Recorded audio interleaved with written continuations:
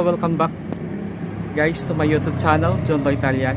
Now guys, meron akong guys nadaanan na si Carla at dito guys, gusto niya guys isalaysay niya guys yung buhay niya guys dito sa bangkita guys. Pero kahit ganito guys ang buhay niya guys, marangal naman ang ginagawa nila guys dahil meron naman silang trabaho na napapasukan. Kaya lang sa kapanahunan ngayon, mahal kasi ang upa ng bahay at gusto makatipid. Dito na sila sa bangkita guys na nakakatulog sa ilang taon? 1997 guys, 1997 pa siya guys nakatira dito guys sa bangkita guys hanggang ngayon sa 2023. Diba hindi ganun ka biro yung dinanas ng buhay ni Carla dito sa Manila.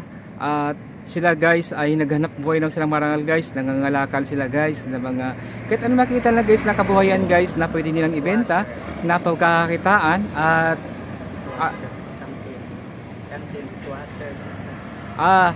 nagtatrabaho din sila guys sa canteen, dishwasher minsan.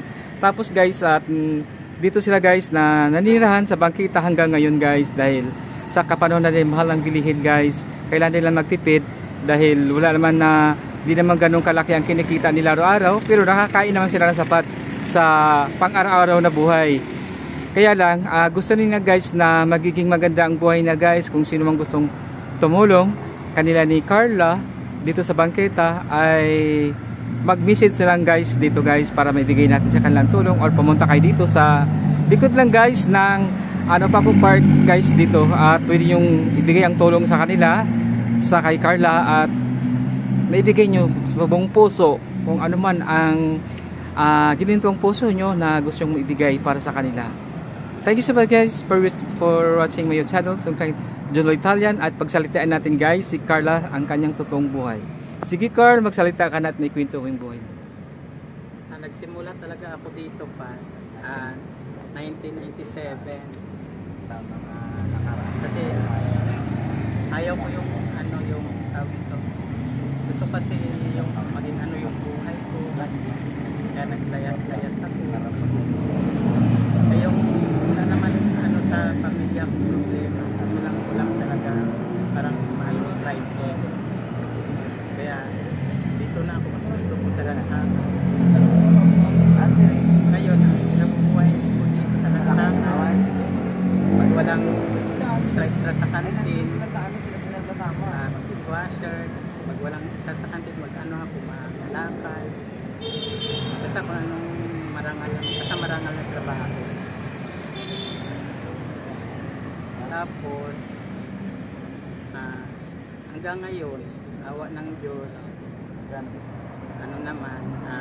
normal naman ang buhay.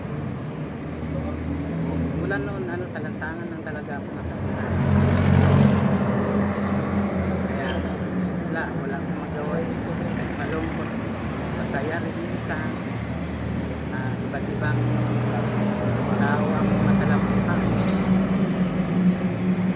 Lang pagsasamahan lang din dito sa Lansangan kailangan para tumagal ka rin. Kasi pag hindi ka marunong makisama dito sa Lansangan, kapaaway ka. Kaya kailangan marunong kisamahan lang. Yun, hanggang ngayon, awa ng Diyos, dito pa rin ako. 2023 na, wala pa 1997. Ito pa din. Sana kung sino po ang maawa na gusto tumulong sa atin. Dito lang po ako sa Paco Park. Minsan kalaw din ako. Pero kadalasan dito lang ako sa Paco Park.